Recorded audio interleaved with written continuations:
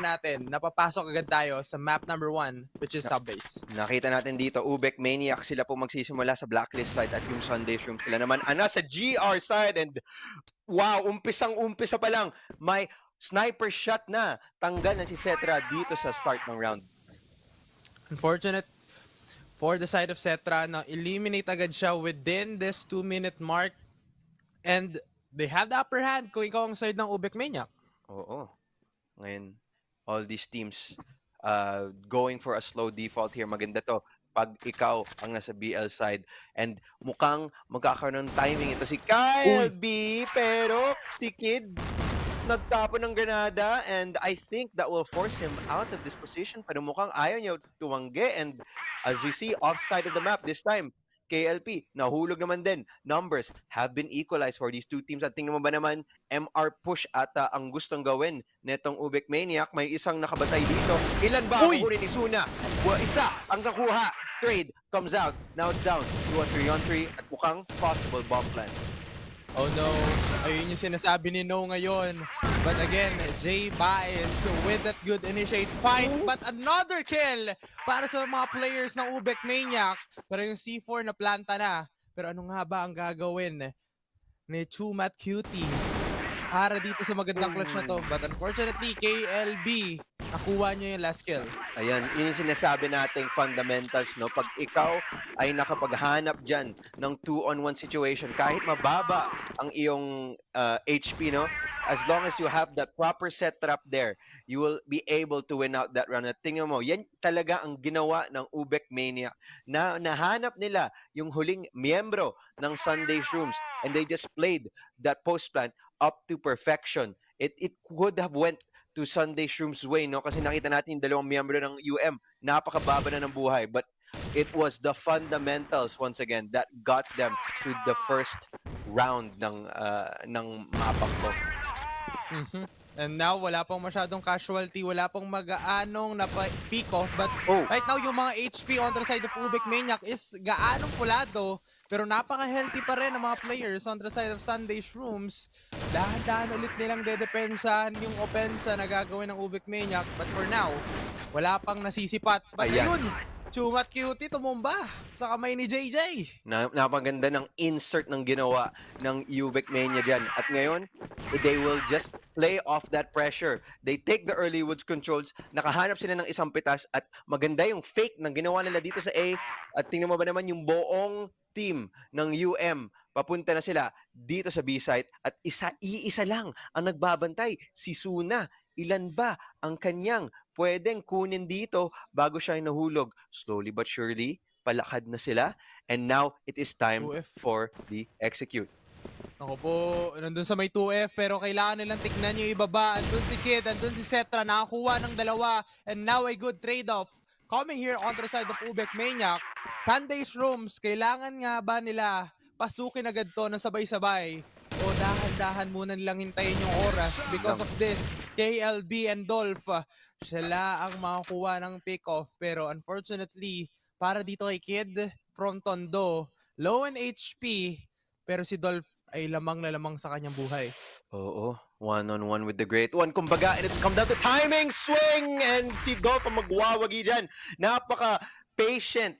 Ang haba ng pasensya ng kanyang ginawa. Tingnan mo ba naman, masyado sila na-excite. Yung camera din natumba sa kanyang monitor. And, okay, ito yung sinasabi ko. Fundamentals once again. Actually, maganda din ang pinakita sa atin ng Sunday Shrooms. Unfortunately, yung timing lang ng Ubek Maniac, it was just on their side.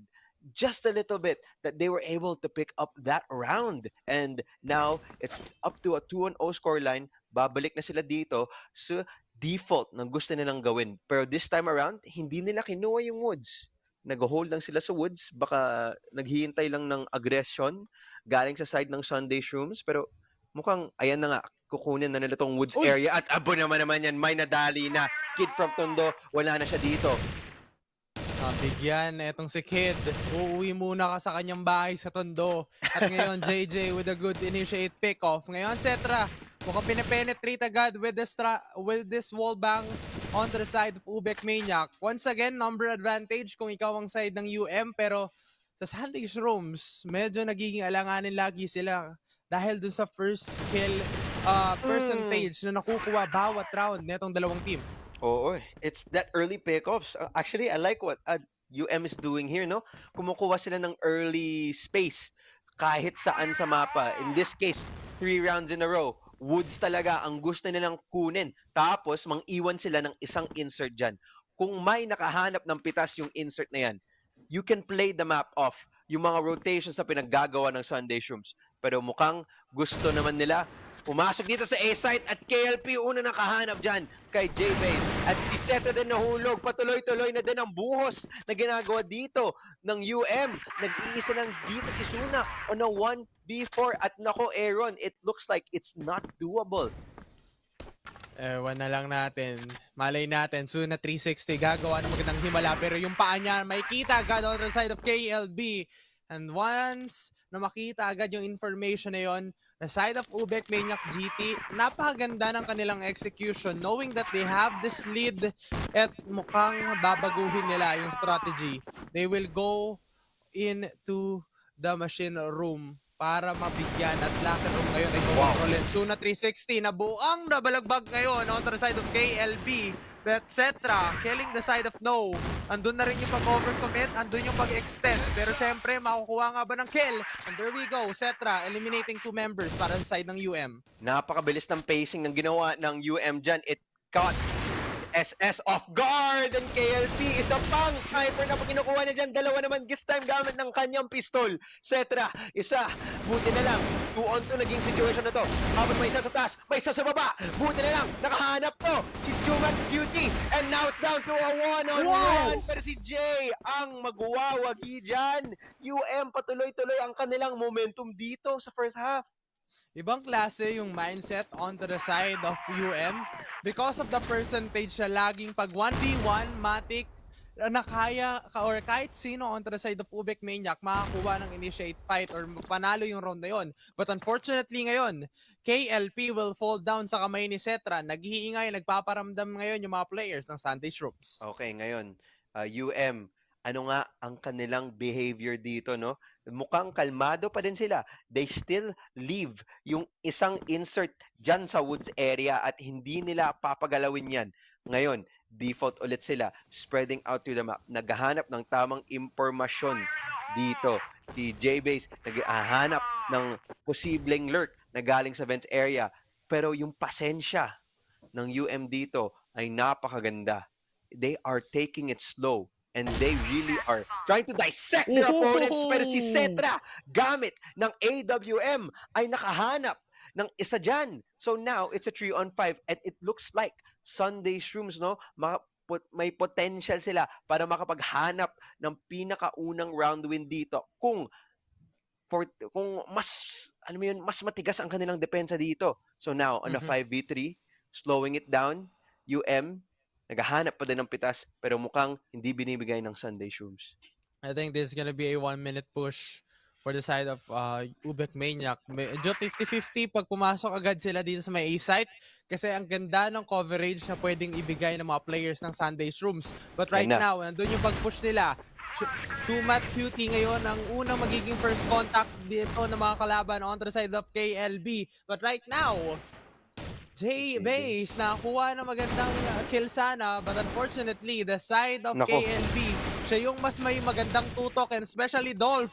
At looking at this one, number advantage na switch sa side ng Ubek Maniac at Suma 360 or Suna 360 ngayon ang natitira at mukhang hindi nakakayanin pa dahil napakahirap nito. Tatlo yung nakakita sa'yo at napakahirap makuha etong magandang clutch na ito for the side of Suna 360. Nako, yung gunfight nila, hindi nila napanalo. Iilan na nga nandyan sa kanilang A-site. Hindi pa nila na-depensa and that is unfortunate kung ikaw yung Sunday Shrooms kasi it was looking like a winnable round. Pero unfortunately, no, ilan ang nadali dyan, yung mga nagdedepensa sa mismong site, hindi nila napatama ng tama yung kanilang baril and because of that, mukhang UM parang ninakaw yung buong round na yan sa kanilang kamay at yung granada, akala ko mataas yung damage niyan pero mukhang wala naman. napagtago Oo, ng wala. tama, and ngayon slowing it down. Kailangan maging tama lahat ng magiging decision making on the side of Sunday Shrooms because as of now, itlog pa rin yung kanilang score at napaka-grabe talaga yung gunfight advantage kung ikaw ang Oo, side ng Ubik Maniac. Lahat on point, lahat nakakuha ng magagandang opportunity para makuha yung magandang clutch na yun. Isipin mo, 3 versus 5, ang sakit nun. nabaliktad pa yung number advantage na meron ng Sunday Shrooms. Napakasakit talaga isipin yung mga ganong. At ngayon makita din natin 'no, kung ano yung mental ng mga team na 'to 'no. Kung baga nakakuha ka ng isang talo na ganyan, paano ka mag-ano 'no, paano ka tatalon muli? Kung ikaw yung Sunday Shrooms. And, mukhang it is some kind of split. Feeling ko gusto nila gumawa ng peke dito sa A-site ng isa. Nakahanap 'to ng isa si Chuma Cutie, pero trade coming out from Jay, pero it's a fake. Parang divisoria lang. Hindi yan totoo. Papunta talaga tayo sa B-site ang sinabi ng UM. Ayan, nakapasok na sila. Si Seto nakahanap sa trade out coming out from Dolph. Ngayon, dalawa ang kanyang kinuha and another round. Maibibigay ito sa kamay ng Ubek Mania. Ibang klase, no? Yung kumbaga, eto mga players on the side of Ubek Maniac, ibang klase yung performance na binibigay nila. And as of now, Oh hindi my. pa talaga nakakapuntos ang side ng Sunday's Rooms. Knowing Cetra with a low on HP, Okay. KLB, nakakuha sila ng magandang initiate fight doon Ah? sa gitna. Pero Chumat Cutie, gumagawa ng himala para sa kanila. Naku! Pero sabi ni No, no, dahil 2 kills ang kanya makukuha.